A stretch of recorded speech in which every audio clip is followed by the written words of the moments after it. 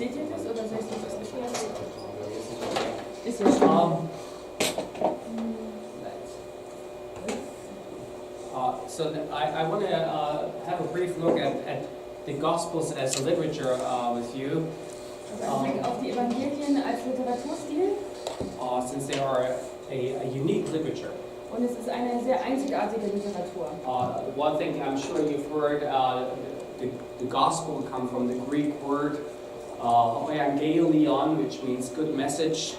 Und das Wort Evangelion kommt vom Griechischen und von dem Wort Evangelion, das bedeutet so viel wie gute Nachricht.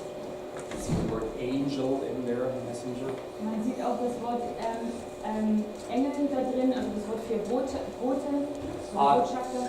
And there are 4 Gospels that we call canonical Gospels. Und es gibt 4 Evangelien, die nennen wir die kanonischen Evangelien. Which only means those are the 4 Gospels that the Church recognizes as the true Gospels. Und das bedeutet, diese 4 Evangelien sind die Evangelien, die von der Kirche anerkannt werden. Of course, there were a whole lot of other Gospels around later on. Und später gab es noch weitere Evangelien. This is an early Gospel synopsis Und hier haben wir eine Evangelium-Synopse. from the 8th century, a very beautiful one. Stammt aus dem 8. Jahrhundert, ein sehr schönes Stück. Because from the beginning on, people would have put those same stories next to each other and compared how the different Gospel writers showed those stories. Und schon ganz früh haben die Menschen versucht, diese 4 Geschichten der Evangelienschreiber nebeneinander zu stellen, um sie zu vergleichen, wie sie die Geschichten aufgeschrieben haben. And we'll look a little bit more. It's obviously the first 3 Gospels are very similar in many ways. Und das schauen wir uns noch genauer an und wir werden auch bemerken, dass die ersten 3 Evangelien viel gemein haben. So such canon tables were already started very early on. Eusebius was the first church father who did that already. Und wir finden schon früh solche Schriftstücke, also die Synopsen oder solche Vergleiche. Und das hat der Eusebius, war einer der ersten, der das gemacht hat. Einer der ersten Kirchenväter. Irenaeus wrote very early on. Irenaeus hat auch schon sehr früh geschrieben. It's actually a fairly funny quote, but it has an interesting point to make. Und es ist eigentlich eine witzige Sache, wie er das schreibt, aber hat auch einen Punkt, der Gewicht hat. He says the heretic boasts that they have many more Gospels than there really are, but really they don't have any Gospels that aren't full of blasphemy. There actually are only 4 authentic Gospels, and this is obviously true because there are 4 corners of the universe and there are 4 principal events, and therefore there can be only 4 Gospels that are authentic. These, besides, are written by Jesus' true followers.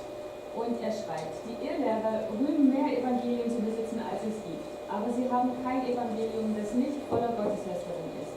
Es gibt nur 4 authentische Evangelien. Und das ist offensichtlich wahr, weil es 4 Ecken im Universum und 4 hauptsächliche Winde gibt. Und deswegen können nur 4 Evangelien authentisch sein. Diese sind nebenbei bemerkt, geschrieben von Jesu wahren Nachfolgern. Now, leaving aside that there are 4 corners of the universe, but of course that was the world view at the time. Und wenn wir die 4 Ecken im Universum mal rechts liegen lassen, und natürlich war das auch die Weltanschauung der Menschen damals. But what's interesting is that very, very early on, the church fathers agreed on 4 authentic gospels. Aber wichtig ist hier dabei, dass die Kirchenväter sich sehr früh einig waren, es gibt nur 4 authentische Evangelien. If you look when he lived, so that was in the 2nd century, so that was still very early on, so there might have been still some eyewitnesses around. Und ihr seht auch hier, wann er gelebt hat, also es war im 2. Jahrhundert nach Christi, und genau, und da gab es dann später auch andere Evangelien. And one thing that he mentions became later on important when they decided about the canon. Und das später dann auch noch aufkam, als sich über den Kanon Gedanken gemacht wurden. Was that they need to be written by true followers of Jesus, so they need to be connected to a disciple.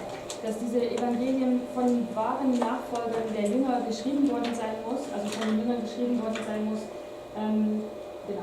So yeah, and they are all connected to one of the disciples. Also dass sie zu einem der Jünger auch verbunden sein müssen.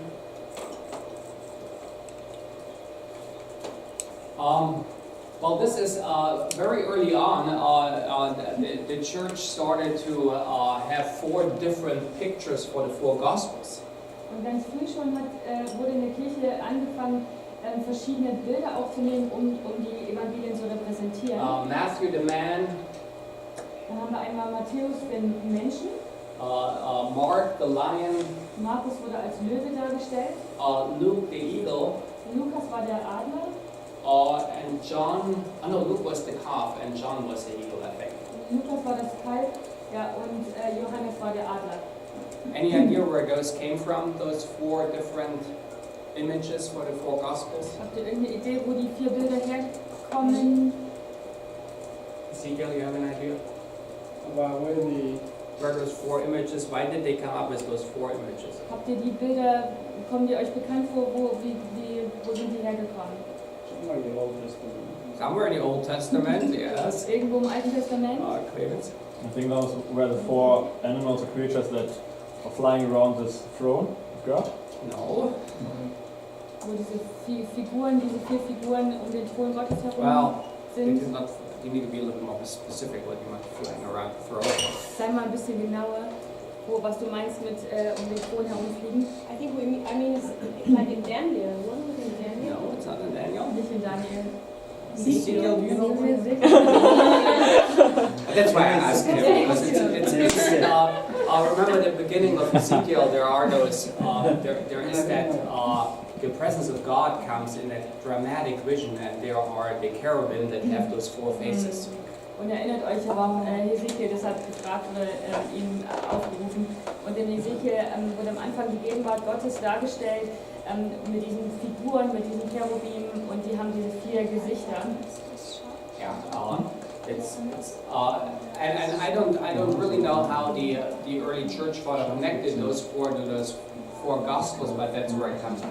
Und ich weiß nicht, wie die Kirchenväter darauf kommen, diese Gesichter so zu verbinden oder dieses Bild zu nehmen hierfür, aber das ist der Ursprung. So if you go in one of our old churches, Catholic, Lutheran, whichever, you will find usually pictures of those 4, and they represent the 4 Gospels. Und wenn du dann in unsere alten Kirchen gehst, in die evangelischen, auch in die katholischen Kirchen, werdet ihr oft diese Bilder sehen, um die Evangelien zu repräsentieren. So now you can, if you go to a church, look for the lion, and then you know this is next to the lion is Mark. Und wenn ihr dann in die Kirchen geht, dann seht ihr den Löwen und ihr wisst, dass es sich dabei um den Markus handelt. The Gospels ask one question. Die Evangelien stellen eine Frage. And I think it's maybe the most important question that any of us could ever ask. Und wahrscheinlich ist es die wichtigste Frage, die wir alle stellen können. Who is Jesus? Wer ist Jesus?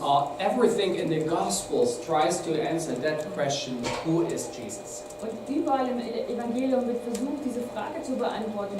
Diese Frage, wer ist Jesus? And the Gospel writers write those down so that they can ask that question to their audience, including us now. Und die Schreiber des Evangeliums, die versuchen diese Frage auch zu beantworten, indem sie Dinge aufschreiben und auch, dass wir diese Frage beantwortet bekommen. And they try to give an answer, who is Jesus? Und sie versuchen diese Frage zu beantworten, diese Frage nach, wer ist Jesus? And Mark starts in his first sentence to give an answer to who is Jesus. Und Markus fängt schon gleich im ersten Satz an, diese Frage zu beantworten. The beginning of the gospel of Jesus Christ, the Son of God. Dies ist der Anfang des Evangeliums von Jesus Christus, dem Sohn Gottes. The Christ, the Messiah, the anointed. Der Christus, der Messias, der Gesalbte.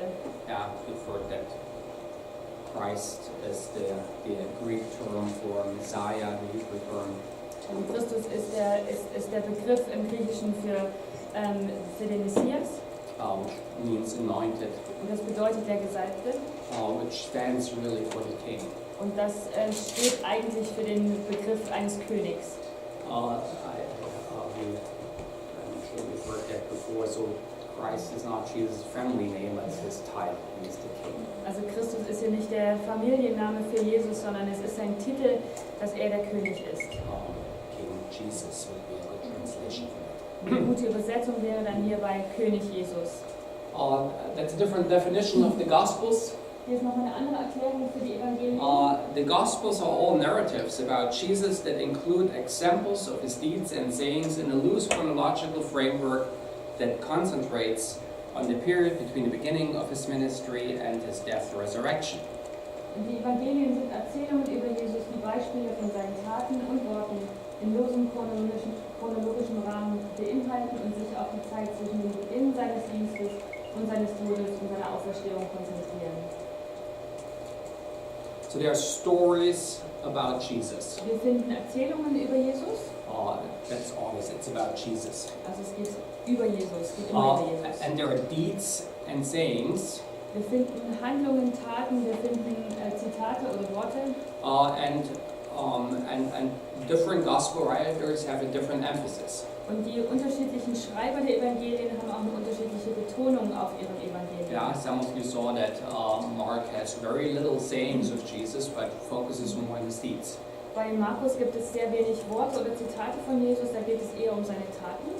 In fact, he focuses a lot on demons. I don't know if you've observed that there's a lot of demonic activities in Mark. Vielleicht ist euch aufgefallen, dass es viel um dämonische Austreibung oder Dämonen geht bei Markus.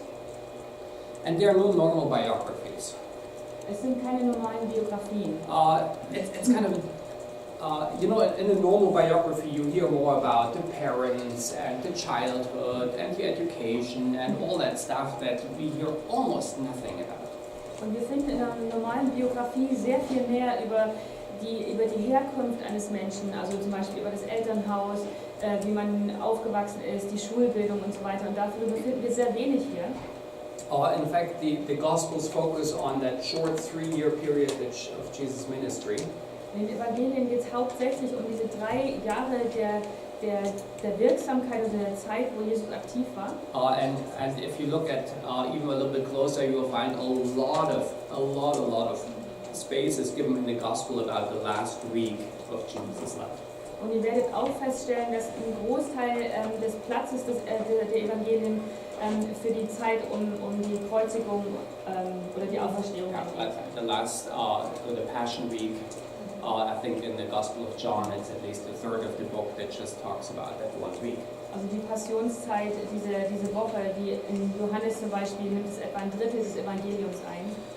It's a loose chronological order, and that we saw already with the church fathers. They are not all following exactly the same chronological order. Und wir finden auch eine lose Chronologie, also wir haben ja keine feste Reihenfolge der Taten oder was da gerade vor sich geht. Again, that was not necessary of great importance to them. Und das war für die Menschen nicht unbedingt von großer Wichtigkeit. You will see that Mark occasionally arranges stories to make a point. Markus versucht sehr oft die Geschichten in der Reihenfolge zu bringen, um einen Punkt zu machen, um etwas hervorzuheben. And especially in that story with the fig tree, that becomes very clear. Und gerade bei der Geschichte mit dem Feigenbaum wird es dann noch deutlich. Where there's a temple story, fig tree, temple story, fig tree. Da geht es um die Geschichte um den Tempel, dann kommt der Feigenbaum, Tempelgeschichte, Feigenbaum. So obviously that has something to do with the temple. Also wird es da in diesem Zusammenhang auch um einen Tempel, also um den Tempel gehen. The Gospels are not impartial accounts. Die Evangelien sind keine unparteiischen Berichte. It wasn't like a historians that tried to give an impartial report about something. Hier geht es nicht um irgendwelche Historiker, die die Geschichte ganz neutral darstellen wollen. Of course, there is no historian that ever is impartial in anything. Also es gibt keinen Historiker, der wirklich komplett neutral ist. But those gospel writers have a certain goal in mind. Aber die meisten Schreiber der Evangelien haben ein Ziel. They want their readers Sie to wollen, believe. dass ihre Leser glauben. They want them to see and get to know that Jesus. Sie möchten, dass ihre Leser verstehen, wer Jesus ist. They are written with a certain purpose in mind. Sie haben eine gewisse Absicht, die sie verfolgen. Some of them write about that purpose. Und manche schreiben auch über diese Absicht. Gospel of John again. Zum Beispiel beim Johannesevangelium, Yeah, that's written that you may believe. dass es geschrieben wurde, dass damit du glaubst. And they have a certain community or readers in mind. Und es gibt immer ein gewisses Publikum, eine Empfängerschaft, an die gedacht wird. And that, especially with the Gospels, is sometimes a little hard for us to see. Und mit den Evangelien kann das für uns manchmal ein bisschen schwierig sein, das zu erkennen. But even the Gospels were not written to us. Aber auch die Evangelien wurden nicht an uns geschrieben, But they were written to a very specific community.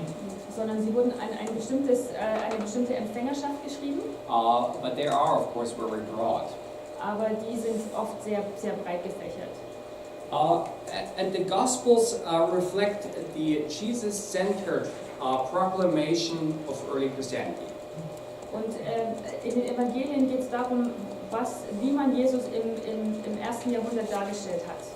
What I mean is, if we read the Gospel, we get an idea how the first church talked and preached about Jesus. Und was ich damit sagen möchte, ist, wenn du das Evangelium liest, dann kannst du besser verstehen, was die frühe Gemeinde gepredigt hat, wie sie Jesus verstanden haben und wie sie über ihn geredet haben.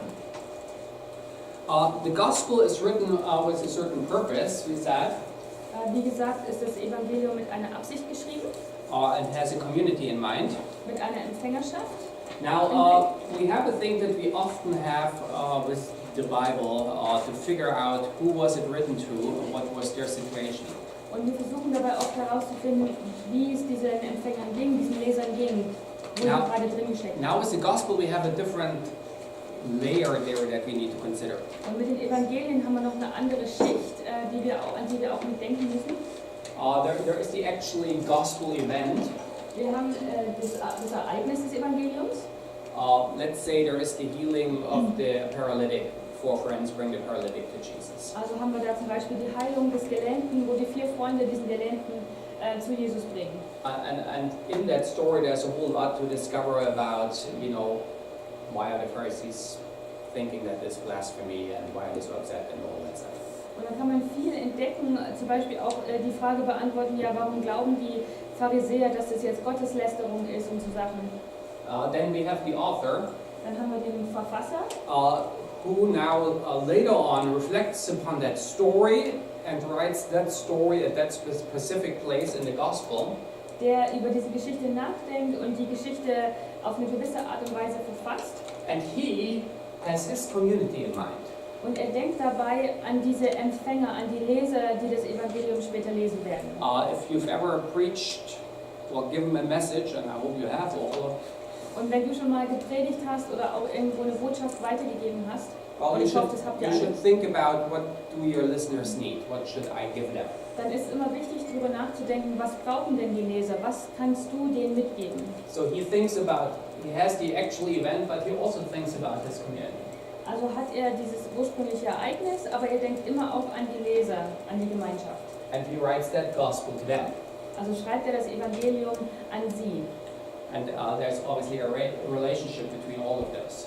Und dann sehen wir, dass es eine Beziehung gibt zwischen diesen ganzen Punkten. Now I should have changed it. We are not an SBS students, but you are a DBS student, so imagine that is different. Also ich hätte da unten das ändern sollen. Wir sind natürlich der DBS-Student in eurem Falle. And what we have is the gospel.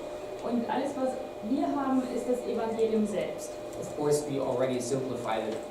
In fact, of course, the gospel originally was written in a different language, and we have already a translation which we should consider as well. Und natürlich haben wir hier auch eine Übersetzung, also das ist jetzt auch nicht der ursprüngliche Text, das müssen wir auch immer mit in Betracht ziehen. But what we need to do now as a good student of the Bible, is to bring all those together. Und was wir jetzt versuchen müssen als gute Studenten, ist, dass wir diese ganzen Dinge zusammenbringen. What can we find out about the author? Was lernen wir über den Verfasser? About the community he's writing to? Was können wir über die Empfänger lernen? What helps us to understand the original setting a little bit better? Was hilft uns denn, diese ursprüngliche Szene besser zu verstehen und die Geschichte? So and there are, what we call like 2 different levels in the Gospels.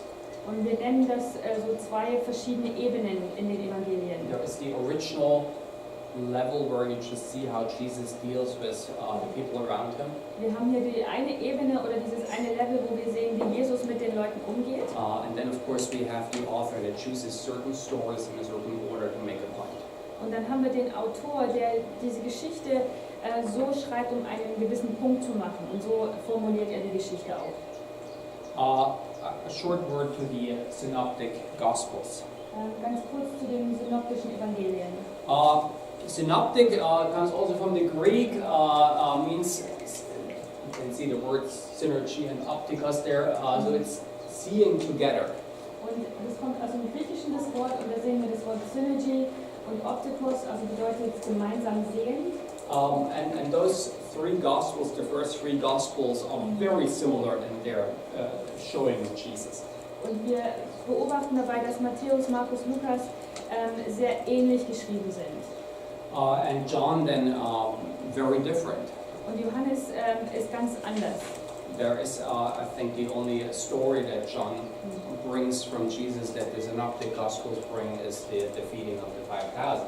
Und die einzige Geschichte, die Johannes und die drei anderen Evangelien haben, ist die Speisung der 5.000. Now, of course, the death and resurrection is the same again as well. But John is later and more reflective about Jesus. Aber wir sehen natürlich auch die Kreuzigung und die Auferstehung. Aber wir müssen dabei auch mit wissen, dass das Johannesevangelium viel später geschrieben wurde, auch mehr reflektiert war. The Synoptic Gospels have a similarity in the wording, in the order. Die synoptischen Evangelien haben eine gewisse Ähnlichkeit in ihren Worten, also wie sie geschrieben sind und auch in der Reihenfolge. In parenthetical material. In nebensächlichen Materialien. We'll look at that, what we mean. This is very interesting to see. Das erklären wir noch ein bisschen genauer später. And also in the biblical quotation. Und auch in den biblischen Zitaten. It's interesting when they quote the Bible that they sometimes not using the official translation but use a different one. Es ist interessant, dass sie oft, wenn sie Schrift zitieren, nicht die originale Sprache benutzen, sondern die Übersetzung. Sorry, that is only in English. I think you all understand enough English to get that. Also ich habe das leider jetzt nur in Englisch, aber ich denke mal, ihr versteht genug, um das auch nachzuvollziehen. This is not a story of Jesus blessing the children. Hier geht es nicht um die Geschichte, wo Jesus die Kinder segnet. There you see Jesus, the slight difference here, let the little children come to me. Hier sehen wir die kleinen Unterschiede. Zum einen steht hier, lasst die kleinen Kinder zu mir kommen. For to such belongs the kingdom of heaven. Ihnen gehört das Königreich des Himmels. You might remember Matthew always talked about the kingdom of heaven. Erinnert ihr euch vielleicht auch daran, bei Matthäus, er spricht oft über das Königreich des Himmels. Then Mark and Luke call kingdom of God. Und Markus und Lukas nennen das Königreich Gottes. That would be worth talking about. Darüber kann man gerne auch sprechen. So you can just compare. They're very similar with slight differences. Also ihr seht, da sind sie sich sehr ähnlich und haben doch kleine Unterschiede. And of course, all of them translated from the original Aramaic into Greek. Und ihr wisst ja auch, dass es alles vom ursprünglichen Aramäischen in die griechische Sprache übersetzt wurde. If you've ever translated anything, you know there is never just one exact way of translating anything. Und wenn ihr irgendwann mal irgendetwas übersetzt habt, merkt ihr, es gibt nicht eine Weise oder eine Art, wie man etwas übersetzen kann. Translation is quite an art. Es ist ein bisschen eine Kunst zu übersetzen. There is also a similar chronological order. Es gibt auch eine ähnliche chronologische Ordnung. We have some preliminaries to Jesus' ministry in the beginning. Wir haben einige vorbereitende Dinge zu Jesu Dienst, like his baptism. zum Beispiel seine Taufe. Then we have the Galilean ministry. Dann haben wir den galiläischen Dienst. And then we have a journey to Jerusalem. Und dann die Reise nach Jerusalem. It's German, that is a game too. Which is interesting here to observe. That is one chapter, 2 chapters in Matthew, 1 chapter in Mark, but it's 10 chapters in Luke. Und dann hier auch interessant zu beobachten, bei Matthäus ist dieser Abschnitt 2 Kapitel lang, in Markus 1 Kapitel und in Lukas haben wir 9 oder 10 Kapitel. 9, I think.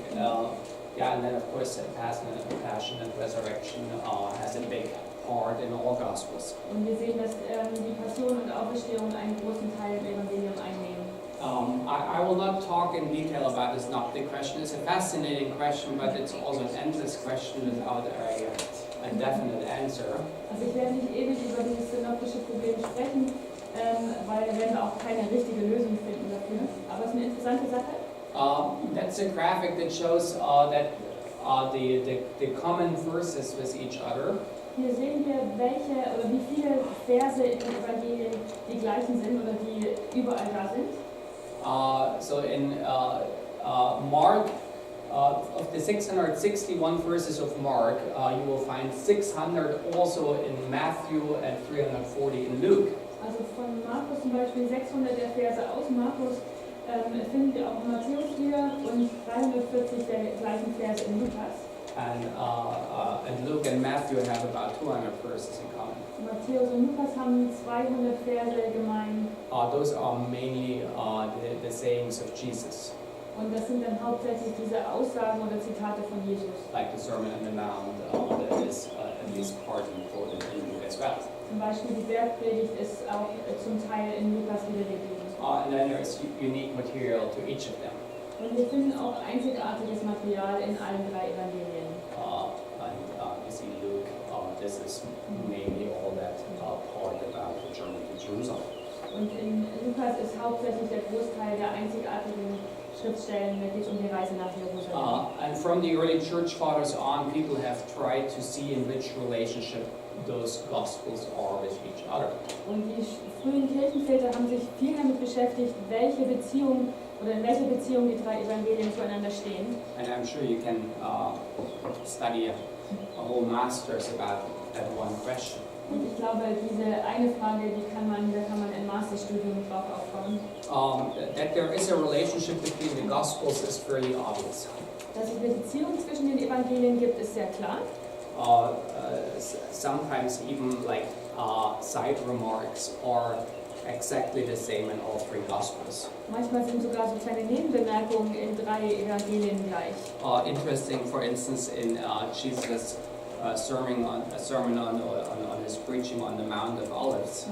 Zum Beispiel als Jesus erzählt oder seine Predigt gibt auf dem Berg, auf dem Olivenberg. When he talks about the coming destruction of Jerusalem. Und da spricht er von der Zerstörung von Jerusalem, die ansteht. And he talks about that sign that will announce the coming destruction. Und er spricht von diesem Zeichen, wo diese Zerstörung vorhergesagt wird. There is then the side remark that the author adds, let the reader understand. Und dann gibt es so ein Nebenbemerk, da steht, lass den Leser verstehen. Obviously that's not original Jesus, but that's the author then. Das hat dann nicht Jesus gesagt, sondern das hat der Autor eingefügt. And that same let the reader understand we find in all three gospels at the same place. Und diese Aussage finden wir in allen drei Evangelien am gleichen Ort. So there is a clear relationship between those. Hier ist ein starker Bezug zueinander, die Beziehung zwischen den Evangelien. In which how that relationship looks like has been a lot of discussion about. Und wie diese Beziehung aussieht, darüber gab es viele Studien und Diskussionen. Now, very briefly, so you just have heard it, and then you can dive into the reference work here. Und nur ganz kurz, damit ihr das mal gehört habt, und dann könnt ihr euch dann auch mit den Lexika mehr befassen. Ja? And you will see there is quite a difference between German theology and American theology and British theology. Und da werdet ihr auch feststellen, es gibt viele Unterschiede zwischen deutscher Theologie, amerikanischer und britischer Theologie. So the German main theory, it's called the two-source hypothesis. Beim Deutschen geht es hauptsächlich um die Zwei-Quellen-Theorie. Which says that Mark was the first gospel written. Und da wird behauptet, dass Markus das erste Evangelium ist, was geschrieben wurde. And then there was that source Q, it's for the German word Quelle. Und dann gibt es noch eine andere Quelle, dafür steht das Q. And that source Q is all the sayings of Jesus. Und dieses Q, diese Quelle, das sind alle Worte von Jesus. And then Luke and Matthew took that Q and put that into their Gospels. Und Lukas und Matthäus haben dann diese Quelle Q genommen, die Worte Jesus, und haben das mit eingebaut. The only problem with that theory is that we have not found this Q anywhere. Das Problem an dieser Theorie ist, dieses Q wurde noch nicht gefunden. We still might, but we have not so far. Vielleicht finden wir das irgendwann noch, aber gibt es noch nicht. Griesbach then talks about Matthew first, Griesbach spricht davon, dass es Matthäus zuerst gab. and then Mark.